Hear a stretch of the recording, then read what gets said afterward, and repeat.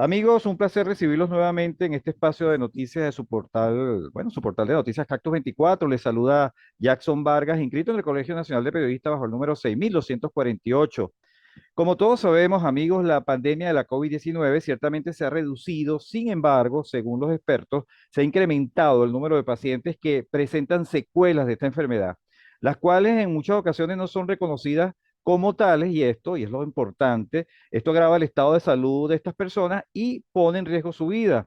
Estas afecciones suelen aparecer entre 3 o 4 semanas después de que el paciente ha superado la COVID-19, y en algunos casos los afectados la ven como naturales. Entre estos síntomas que presentan las personas, amigos, se destaca el cansancio continuo y las afecciones respiratorias o cardíacas. Pero para conocer más detalles de estos daños que deja esta enfermedad en nuestro organismo, nos acompaña la doctora María Carolina Maldonado. Ella es médico internista, especialista en imagen cardíaca. Bienvenida, doctora. Buenos días, un placer, gracias por la invitación. No, gracias a usted por acompañarnos y aceptar, bueno, para responder estas inquietudes, porque todos hablamos de las cifras de contagio, de los pacientes que se han superado esta enfermedad, esta pandemia, pero muy poco se toca, no se profundiza mucho en los efectos post-COVID, como que la gente se cura y ya se curó. Y parece ser que el problema post-COVID es más, quizás hasta tan delicado como el contagio y los síntomas que presenta la persona cuando es afectada por esta pandemia. En este sentido, doctora, los expertos que han hecho seguimiento a la COVID-19 destacan que los efectos de esta enfermedad, de esta patología, son fuertes, son devastadores en el organismo de las personas afectadas. Aún, bueno, como ya hemos hablado, aún después de haberla superado. En este sentido, le pregunto, ¿cuáles son estas áreas de nuestro cuerpo que resultan más dañadas por esta enfermedad, doctora? ¿Cuáles son estas que ataca puntualmente el COVID-19 y por qué?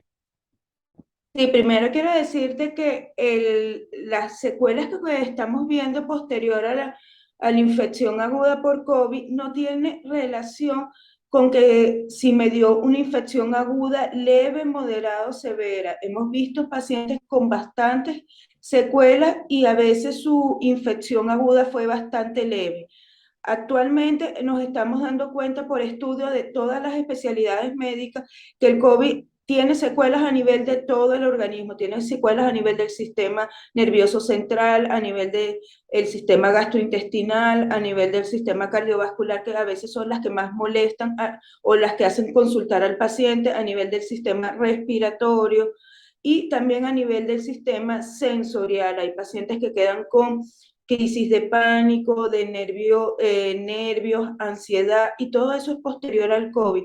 Generalmente ellos lo identifican porque previo a la enfermedad no sufrían de este tipo de afecciones, caídas del cabello, afecciones de la memoria reciente, sobre todo es lo que más nos dicen el paciente, que no recuerdan hechos en las últimas 72 horas o que les cuesta recordar, y pacientes jóvenes que no deberían de por qué sufrir de alteraciones del sistema nervioso central, y lo más importante, el síndrome de fatiga crónica post-COVID. Claro. Eso lo estamos viendo con mucha frecuencia, pacientes que sienten que posterior a haber superado la infección aguda, han pasado el tiempo, han pasado 2 y 3 meses y no están al 100% de su actividad Claro. funcional diaria.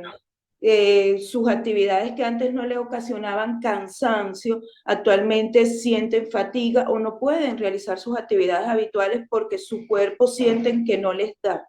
Claro.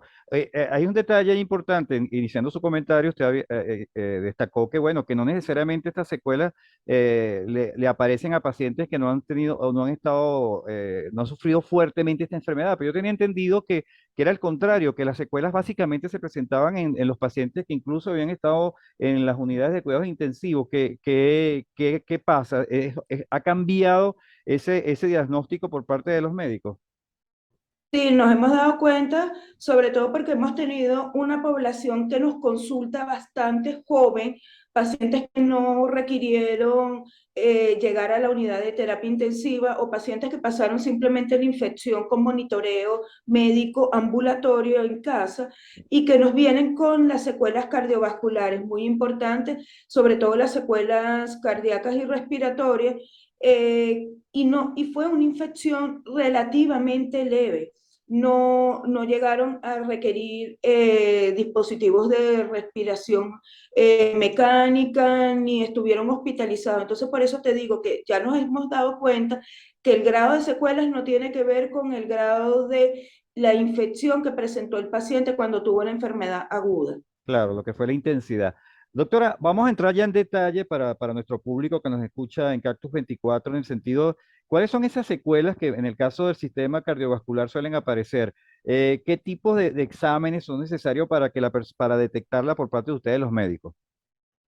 Bueno, nos hemos dado cuenta que el motivo de consulta generalmente es cansancio, fatiga, falta de aire, que es lo que nosotros llamamos disnea, elevación del ritmo cardíaco, palpitaciones. Generalmente el paciente la siente en reposo o cuando hace sus actividades habituales siente que la frecuencia cardíaca le aumenta independientemente del ritmo de actividad que esté realizando, y a veces dolor en el pecho, que eso es bastante importante. Nosotros, al tener al paciente en la consulta con el interrogatorio, generalmente la consulta de cardiología va con un electrocardiograma, que es un monitoreo de la función eléctrica del corazón, y el examen físico que nosotros hacemos. Y ya dependiendo de eso, estamos incluyendo también actualmente como protocolo post-COVID de manera habitual el ecocardiograma, que es un examen donde yo puedo evaluar la función tanto anatómica como funcional del corazón, porque hemos visto con mucha frecuencia lo que nosotros llamamos miocarditis o pericarditis post-COVID. La miocarditis es una inflamación del músculo cardíaco que viene acompañada con disfunción del mismo, o sea que la función del músculo cardíaco disminuye generalmente. Y la pericarditis es un engrosamiento e inflamación de la membrana o bolsa que cubre el corazón. Eso lo podemos detectar generalmente por el ecocardiograma. Y dependiendo de los síntomas que presenta el paciente, vamos a otras pruebas un poco más especiales, como es el Holter de arritmia de 24 horas, que es el monitoreo del ritmo cardíaco, y la prueba de esfuerzo. Sobre todo la prueba de esfuerzo lo estamos realizando porque tenemos una población que son los deportistas o los pacientes jóvenes que practican actividad física de manera habitual. Entonces es lo que estamos recomendando posterior a la infección por COVID, antes de que se reinicien en sus actividades físicas, hacer un monitoreo un poco más profundo de su función cardiovascular posterior a la infección por COVID. Analizamos algunos puntos sobre lo que es la parte cardiovascular, pero me interesaría ahora caer en lo que quizás lo más simbólico de la COVID, que es la parte respiratoria. Todo el mundo asocia los efectos de la COVID en la parte respiratoria. ¿Cuáles son estos efectos post-COVID que deja en el paciente? ¿Qué tipo de prueba igualmente tienen que someterse las personas para ver que no tiene secuelas de esta enfermedad en este sentido? Sí, generalmente las cepas anteriores tenían una predilección por el sistema respiratorio, lo que nosotros llamamos el sistema respiratorio bajo. La principal afección era la pulmonar. Y dependiendo del grado que tuvieron estos pacientes de afectación pulmonar, ellos pueden quedar con secuelas. Si tenían un compromiso pulmonar bastante importante, esas lesiones pulmonares pueden fibrosarse, calcificarse, y posteriormente el paciente queda con fibrosis pulmonar, queda con cierto grado de insuficiencia respiratoria que va a requerir por mucho tiempo tratamiento y monitoreo por parte de especialistas en el área, por parte de los neumonólogos. Generalmente esta nueva cepa que estamos viendo, lo que fue Omicron, y esta nueva cepa, la AB.4 y punto 5, tienen predilecciones por el sistema respiratorio superior. Por eso sus síntomas son más congestión nasal, tos, irritación a nivel de la garganta.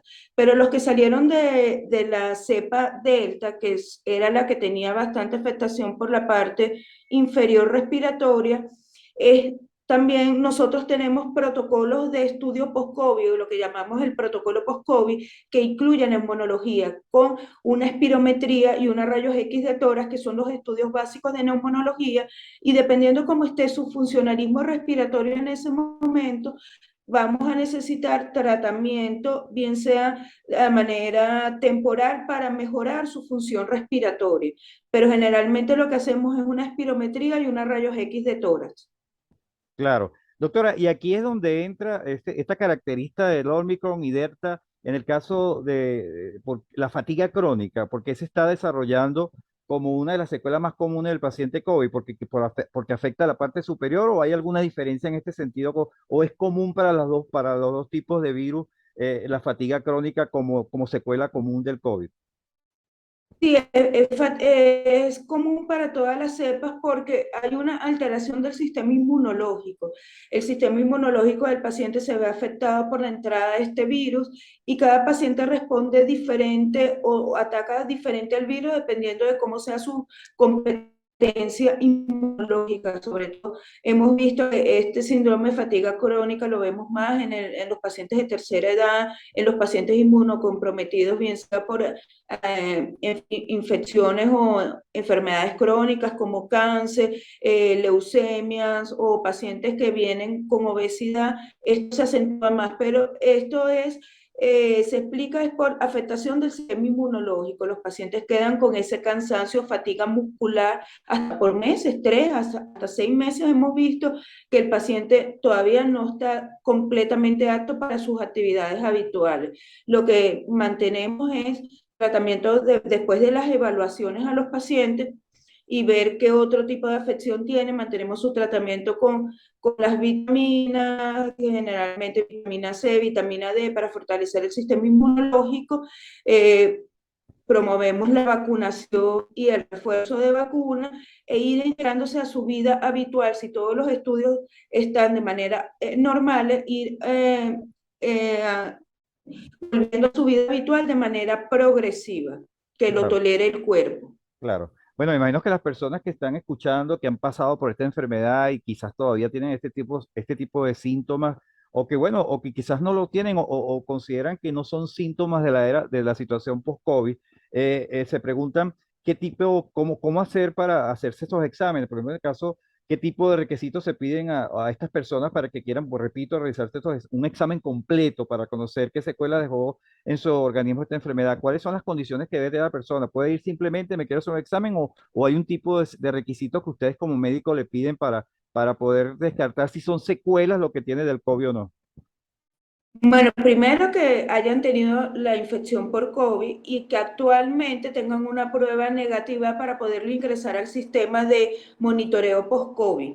Entonces, al contactarnos en los centros donde prestamos los servicios del protocolo post-COVID, se le va a hacer una prueba, generalmente un hisopado donde esté negativo. Si el paciente tiene su prueba positiva, lo complementamos al estudio y le hacemos unas pruebas también a la entrada de pruebas de sangre donde hay unos marcadores inflamatorios que suelen ser los que más están elevados durante la etapa aguda, a ver cómo ha sido la evolución de esos marcadores inflamatorios. Generalmente es el dímero D, la ferritina, LDH.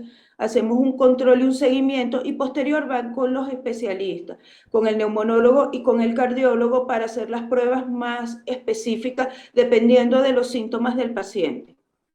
Claro. Bien, bien interesante, doctora, de todo esto que nos está diciendo. Hay estos exámenes que ustedes hacen directamente, la característica, los requisitos también va a depender de la edad que tengan las personas. Hay otros elementos ahí que hay que considerar. No, la edad no es limitante porque hemos visto que estas secuelas las estamos viendo en pacientes jóvenes también. Los estudios van a variar dependiendo de los síntomas y los hallazgos que nosotros tengamos al examen físico, pero lo que es la prueba del hisopado para saber si está negativo y la parte de sangre va a ser igual para todos los pacientes. Lo que va a cambiar son las pruebas específicas de cardiología o de neumonología, dependiendo de los hallazgos y de lo que nos refiere el paciente que está sintiendo actualmente. Claro. Bien, amigos, estamos llegando al final de nuestro espacio. Le damos las gracias a la doctora María Carolina Maldonado.